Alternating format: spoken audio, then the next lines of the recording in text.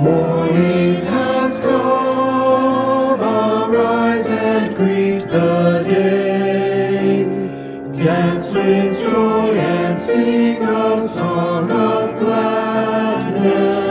The light of hope it shines upon each face. May it bring faith to guide our journey home.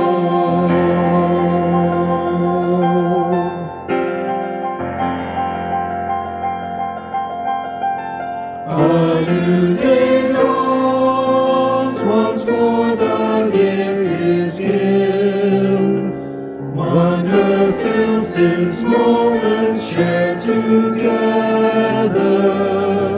The light of peace it shines upon each face.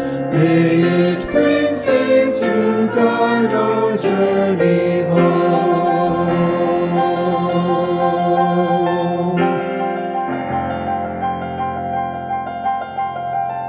Open our eyes to see that life abounds.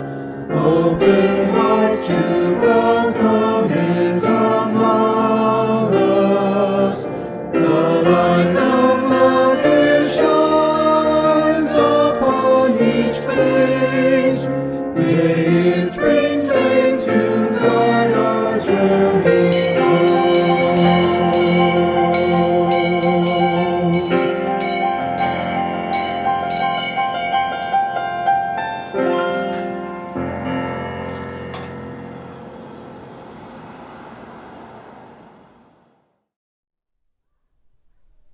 Good morning and welcome to Live Oak Unitarian Universalist Church. I'm Reverend Joanna. Welcome to 2021, and we are so glad that you could join us today where we can be in community and lift up the values that we share and find strength from one another. If this is your first time joining us, know that you are especially welcome. Just because we are meeting in this kind of strange place by being online doesn't mean that we aren't happy to have you come into this area with us and begin making relationships. We have had members who have joined this past year since the pandemic began. People who have never stepped foot once into our Live Oak building, but here have found a community that they can be a part of. After the service, if you'd like to know more about Live Oak, I invite you to go to liveoakuu.org. You're going to find a place where you can sign up for our weekly email newsletter, and that's going to tell you about what we're doing on a weekly basis, and because we stay actually pretty busy even with everything being online right now. You also can click on a place. It says something like tell me more about Live Oak, and you'll have a person from our membership team who'll contact you through email.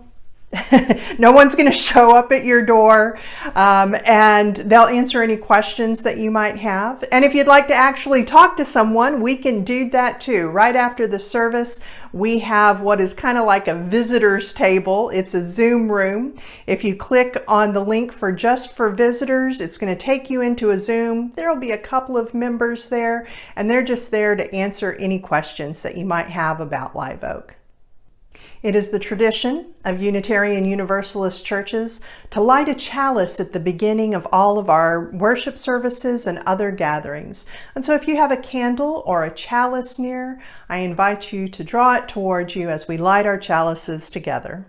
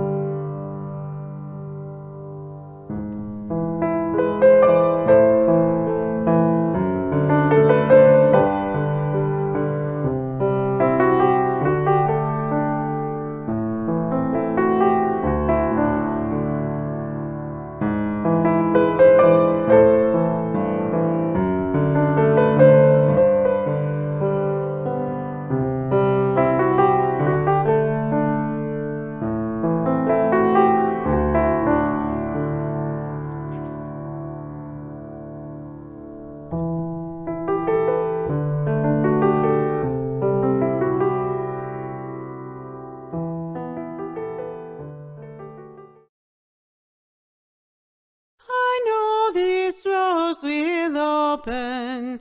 I know my fear will burn away. I know my soul will unfurl its wings. I know this rose will open. I know this rose will open. I know my fear will burn away. I know my soul will unfurl its wings. I know this rose will unfurl its wings. I know this rose will open. I know this rose will burn away. I know my soul will unfurl its wings. I know this rose will unfurl its wings. I know this rose will open. I know my fear will burn away.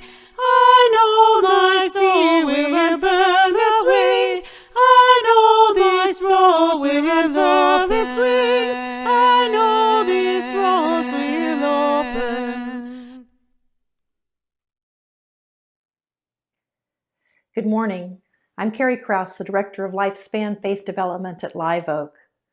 Welcome, and thank you for joining us on this first Sunday of 2021. This morning's big idea is a Zen tale called A Heavy Load, as told in the book Zen Shorts, written by John J. Muth. Two traveling monks reached a town where there was a young woman waiting to step down from her sedan chair. The rains had made deep puddles, and she couldn't step across without getting her beautiful silken robes dirty. She stood there looking very cross and impatient. She was scolding her attendants. They had their arms full of her packages, and so they couldn't help her across the water. The younger monk noticed the woman, said nothing, and walked right by. The older monk quickly picked her up, put her on his back, and crossed the water and set her down. She didn't thank him. In fact, she shoved him out of the way and departed. As the monks continued on their way, the young one was brooding and preoccupied. Finally, after several hours, he broke their silence and spoke out. "That woman back there, she was very selfish and rude, but you picked her up anyway and carried her across the water. She didn't even thank you."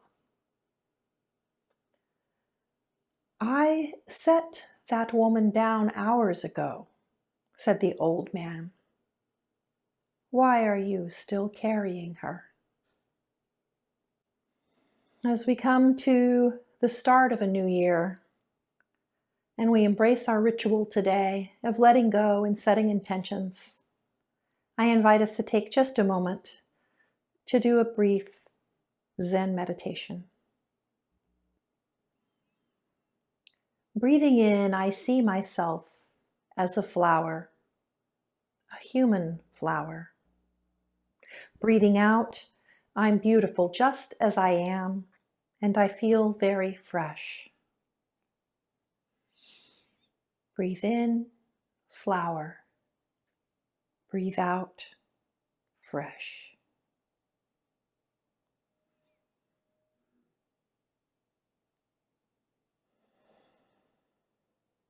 Breathing in, I see myself as a mountain. Breathing out, I feel solid. Nothing can move or distract me. Breathing in, mountain. Breathing out, solid.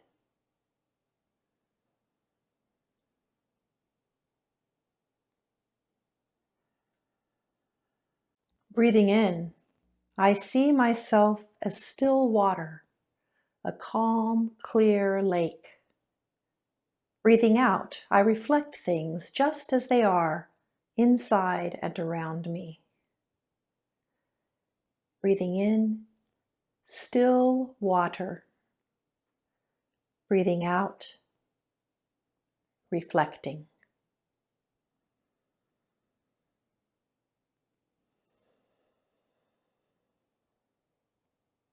Breathing in, I see myself as the big blue sky with a lot of space in and around me. Breathing out, I feel very free and at ease. Breathing in, space. Breathing out, free.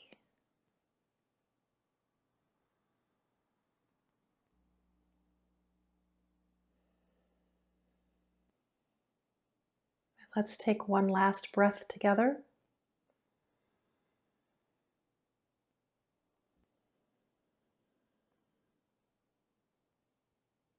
Thank you for listening this morning.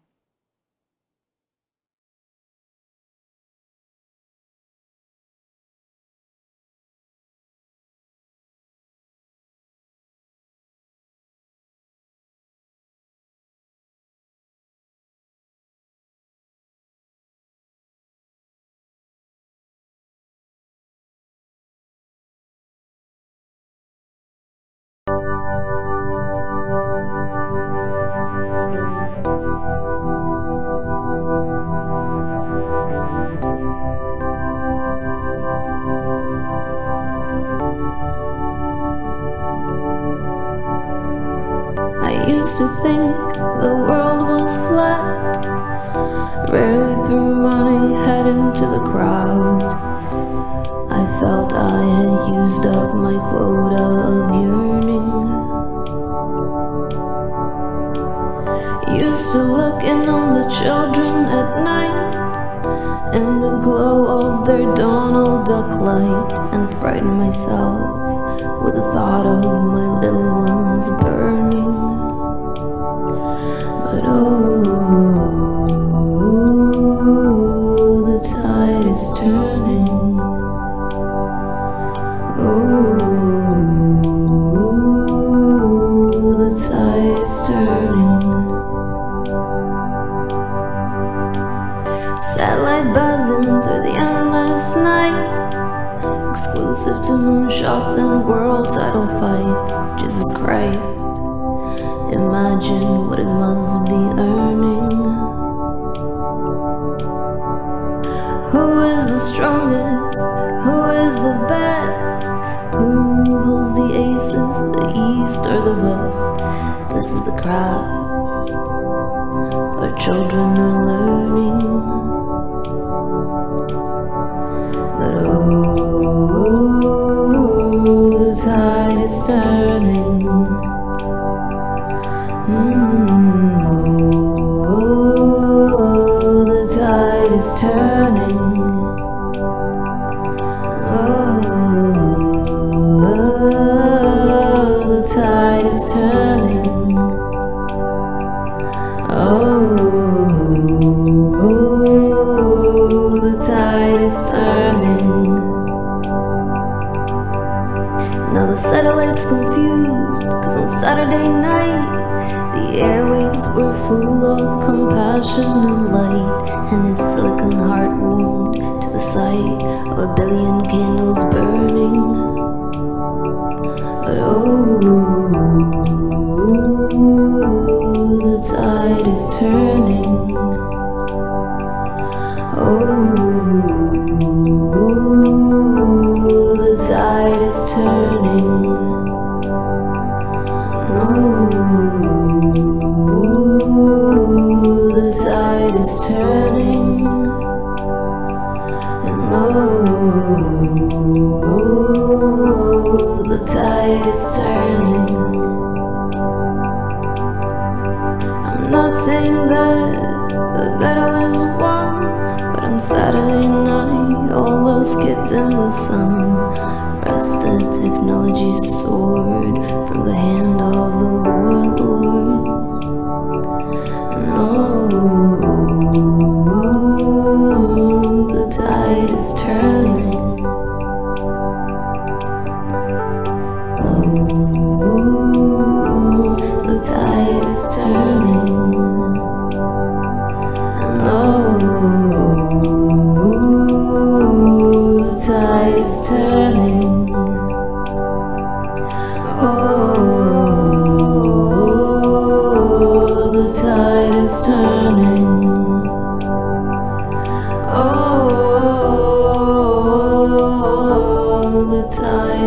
turning.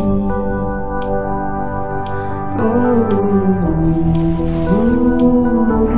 the tide is turning.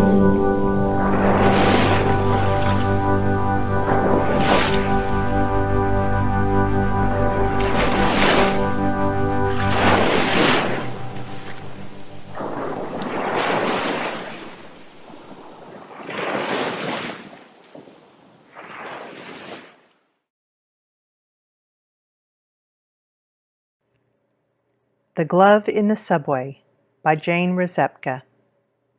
A one-paragraph newspaper article describes a subway platform during the morning rush hour at Grand Central Terminal.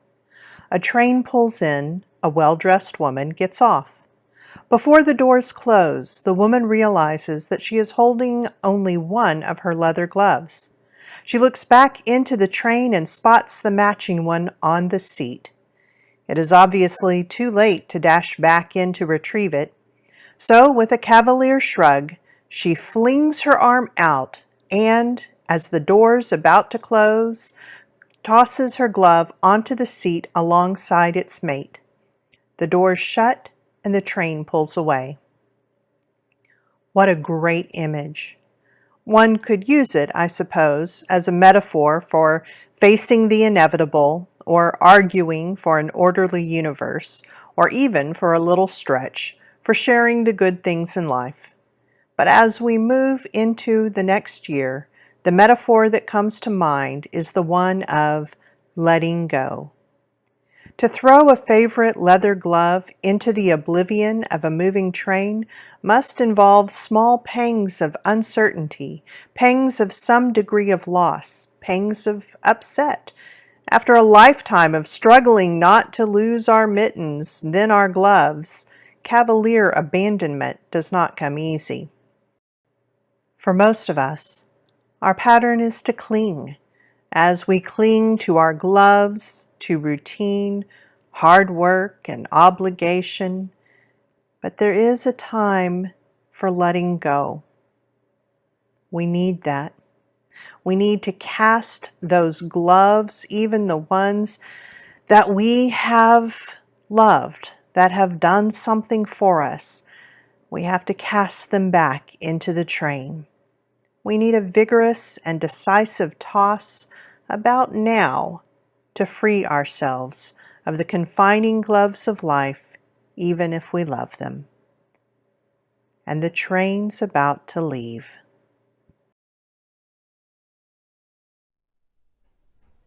In December of 2019, just over a year ago, although it feels more like 10 years, I posted a picture on Facebook of Tom and me at the pharmacy getting our flu shot.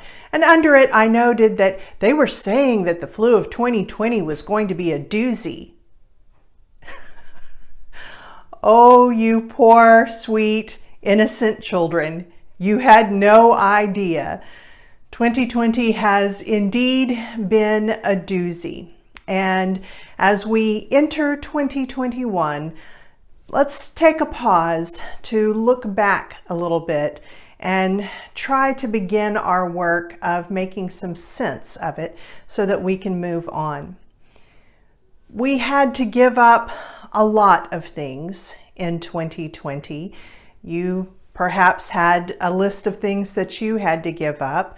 A lot of plans, right? A lot of vacations and trips, a lot of events. Last Christmas or Christmas of 2019, I gave my sister, my boomer sister, some tickets to see the Monkees in concert. We're still waiting for that to happen. Mickey and Michael, watch your health. We had personal events that we had to let go of, parties, being able to see loved ones, being able to gather with friends.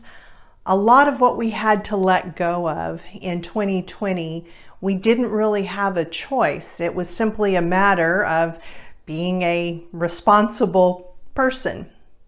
Today is our annual fire communion service.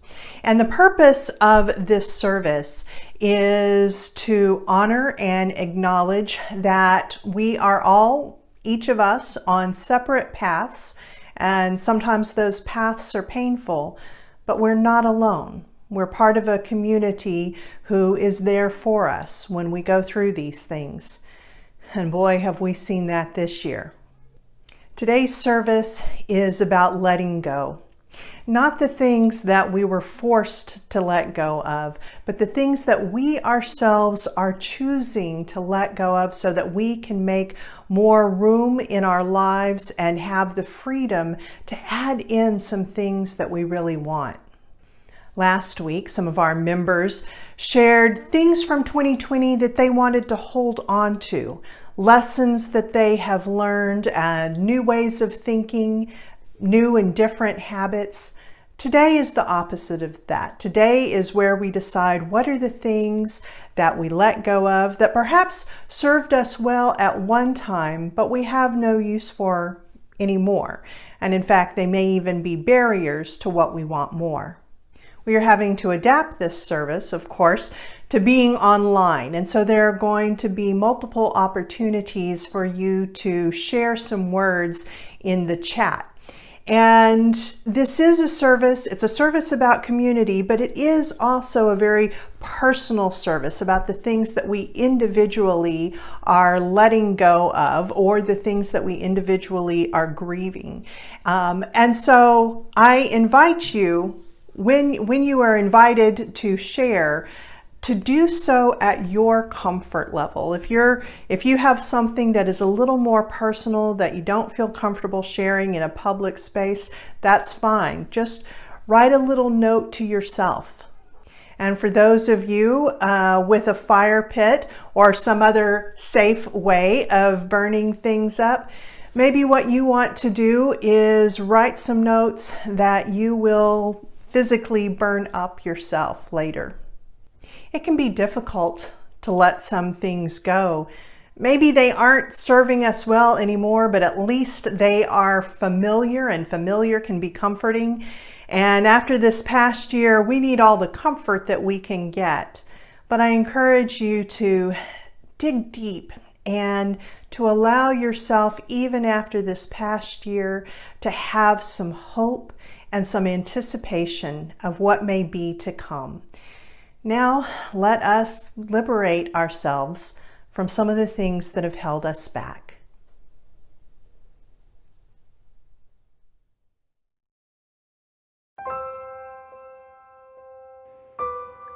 Most of the messages that we hear in our culture encourage us to push away the pain, to deny it or to minimize it, to immediately turn it into some life lesson that makes us wiser or stronger.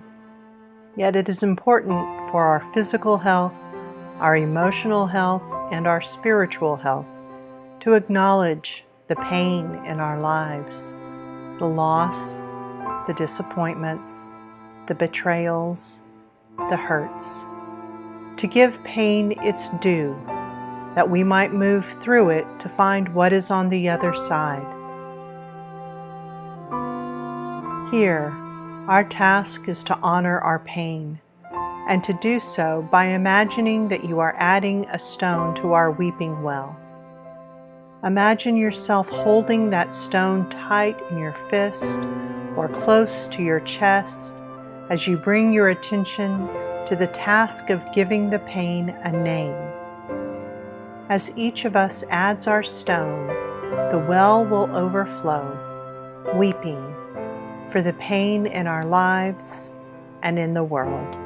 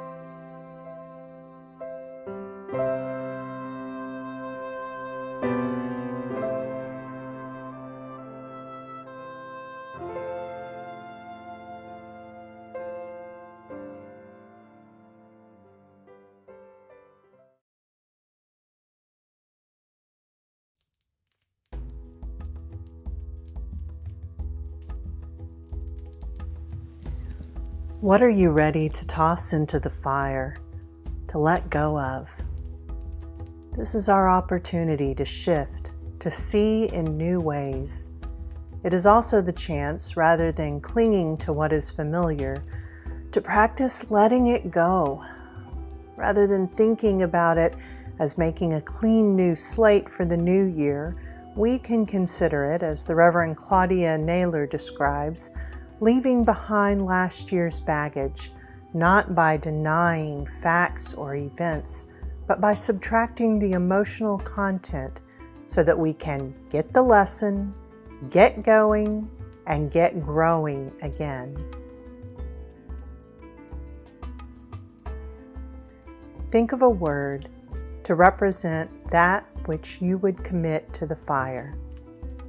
You may want to let go of or purify a regret, an attitude, a way of interacting in the world that no longer serves you, or a dream that you didn't realize you were still holding on to that you're ready to let go of. As you're thinking of your word, perhaps you might entertain these questions. What parts of your life, what things, ideas, people, ways of living have become obstacles to becoming the person you want to be, the person you need to be? What's holding you back? What's getting in the way of you living as fully as you would like to?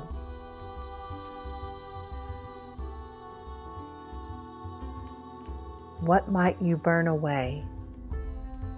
What will you relinquish?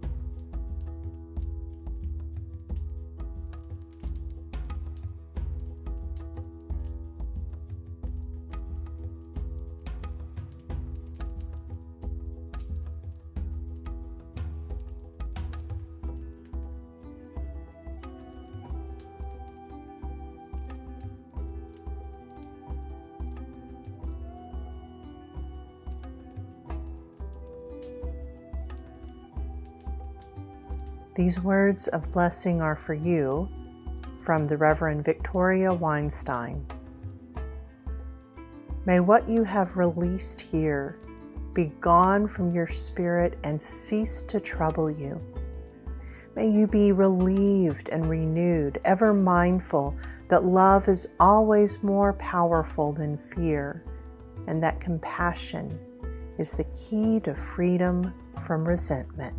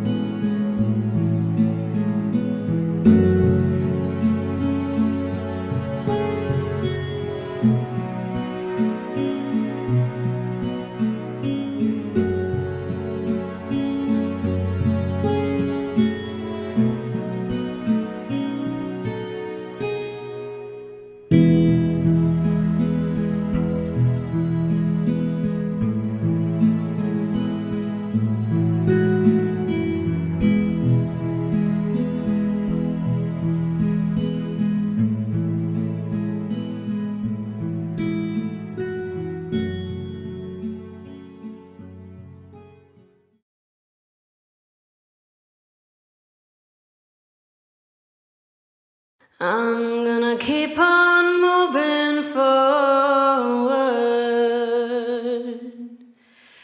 Keep on moving forward. Keep on moving forward. Never turning back. Never turning back.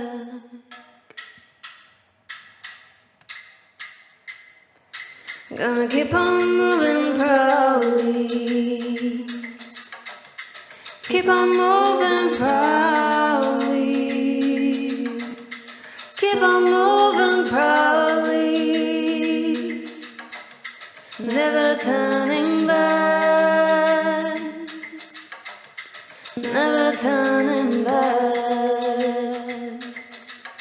Gonna keep on singing loudly. Keep on singing loudly. Keep on singing loudly.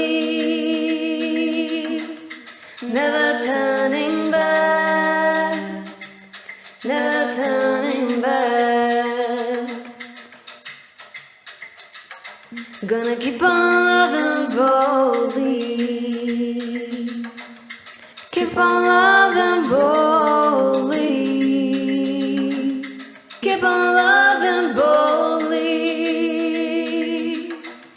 Never turning back. Never turning back.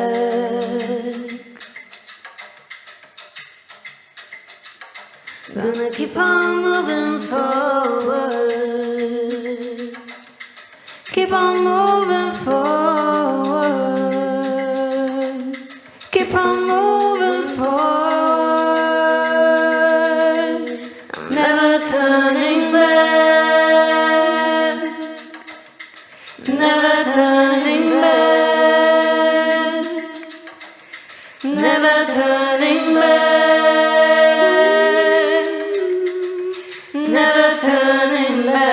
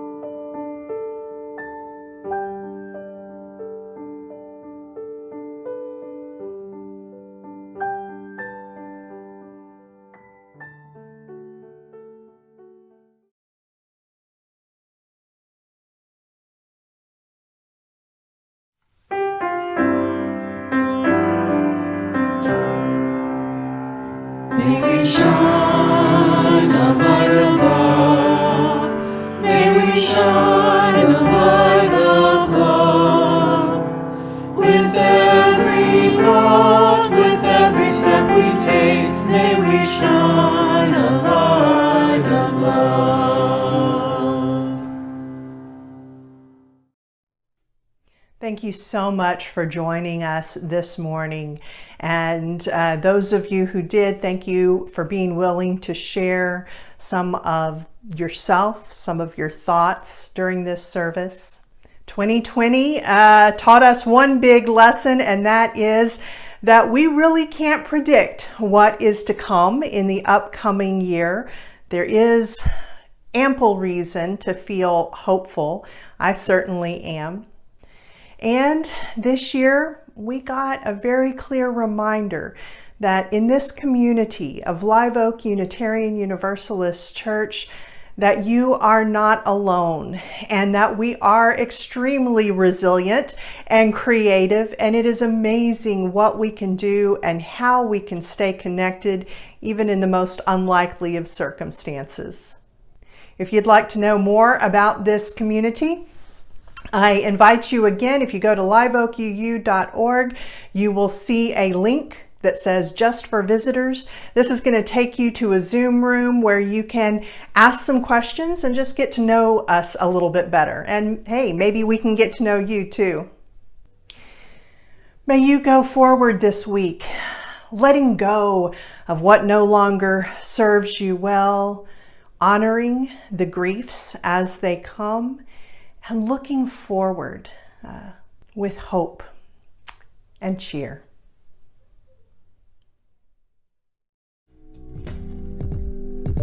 Soon the day will arise when we will be together, and no longer will we live in fear. And the children will smile without wondering whether on that day thunder clouds will appear.